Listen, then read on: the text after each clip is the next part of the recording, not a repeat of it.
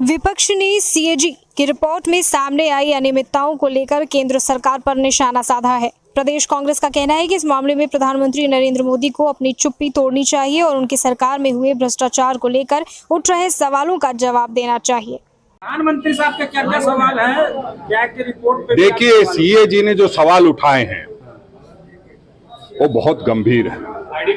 अगर एनएसएपी का पैसा आप अपने चेहरे को चमकाने में लगाते हैं, जो विधवा, विकलांग और दिव्यांग और बुजुर्गों के लिए होता है, तो निश्चित रूप से ये बहुत दुखद है कि आप उनके भी पैसे को अपने विज्ञापन में खर्च कर दिया आपने। साथ ही साथ आपने देखा द्वारका वाले जो प्रोजेक्ट है, एक्सप्रेसवे है, एनएचएआई के जो कारनामे हैं, उसमें किस तरह से लोगों से 132 करोड़ रुपया ज्यादा लूटा गया, वो भी सामने आई है। और ये हमारी रिपोर्ट नहीं, सीएजी की रिपोर्ट है। किस तरह से 14 गुना जो रेट में बढ़ोतरी कर दी गई। ठीक है, नितिन गडकरी जी सवाल का जवाब दे रहे हैं, लेकिन प्रधानमंत्री जी इतनी जल्दी संतुष्ट क्यों हो जा रहे हैं, ये समझ से परे है। जितने दूसरों पर उंगलियां उठाते हैं, अपने गिरेबान में एक बार झांके। जिस ईडी और सीबीआई का इस्तेमाल विपक्ष के नेताओं पे करा रहे हैं, अपने नेताओं पे भी करा जिन्होंने इस तरह के घोटाले किए। आप बता रहे थे कि सीबीआई ने इतने केसेस लॉन्च किए। बिल्कुल, सीबीआई अभी जो 2013-14 के मुकाबले 2021-22 का है, ईडी ने 600% केस ज्यादा किया है। और उसमें जो नेताओं पर किया गया केस है, 121 केस है, उसमें 95% विपक्ष के नेताओं पर है। जो सीबीआई ने 124 केस किया है, उसमें 95% विपक्ष के नेताओं पर किया है। तो ये समझ से परे है कि सीएजी की रिपोर्ट आती है, उस पर कोई ईडी और सीबीआई का छापा नहीं पड़ता है। यहाँ कोई शौचालय बनवाता है, उसमें भी छापेमारी होती है। तो हम समझते हैं इन सारी चीजों को प्रधानमंत्री जी को ध्यान से देखना होगा, वरना आप देखे न देखे जनता देख रही। प्रदेश अध्यक्ष राजेश ठाकुर ने बाबूलाल के हुए ऊपर एफआईआर को लेकर भी अपनी बात रखी। ठाकुर ने कहा कि जब आप गलत बयानबाजी करेंगे तो लोगों की भावना सामने आती है, वही हुआ है।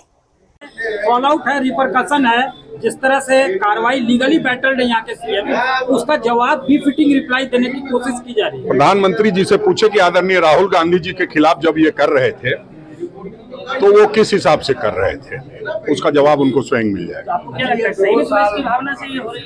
नहीं, जब वो कह रहे हैं कि द्वेष की भावना से है, तो इसका मतलब उनको इसलिए समझ में आता है कि उन्होंने द्वेष की भावना से ये काम किया था। अब अपने ऊपर हो रहा है तो बता रहे हैं द्वेष की भावना है।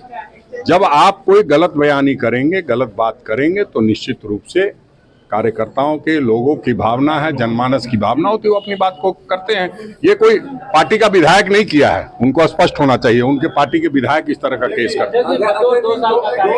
वहीं राजेश ठाकुर बतौर प्रदेश अध्यक्ष का 2 साल का कार्यकाल पूरा हुआ है। ऐसे में प्रदेश कांग्रेस भवन में नेताओं और कार्यकर्ताओं ने उन्हें बुके देकर स्वागत किया, साथ ही एक दूसरे को मिठाई खिलाकर बधाई दी। इस दौरान राजेश ठाकुर ने कहा कि हमने सबसे बड़ा काम कार्यकर्ताओं को मान सम्मान देने का किया है। देखिए, सबसे बड़ा काम कार्यकर्ताओं को मान सम्मान देने का किया और संगठन को सर्वोपरि बताते हुए संगठन में कार्यकर्ताओं की भागीदारी सुनिश्चित की।